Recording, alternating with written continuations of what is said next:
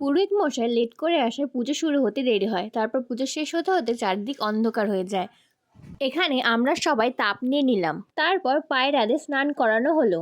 এইখানে সব মহিলারা ভেলা ডেকে নিয়ে 7 বার ঘুরে সবার মঙ্গল কামনা করে জলে ভাসিয়ে দেয়। তারপর আমরা সবাই প্রসাদ খাই। এই পুজোর প্রসাদ হলো টক দই ও চিড়ে।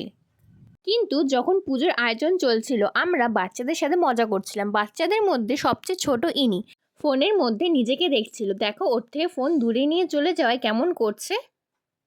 ফোনের মধ্যে নিজেকে দেখে ও খুব মজা পাচ্ছিল, কিন্তু লাস্টে যখন আমি ওর থেকে ফোনটা দূরে নিয়ে যাই, দেখো আমার সাথে কি করলো। এটা হলো বিচ্ছুদের দল।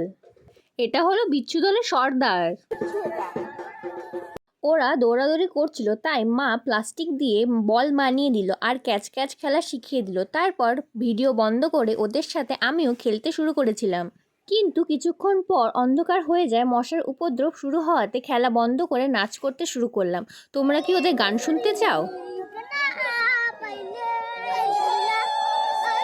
ওদের গান শুনে আমি তো হেসেই খুন।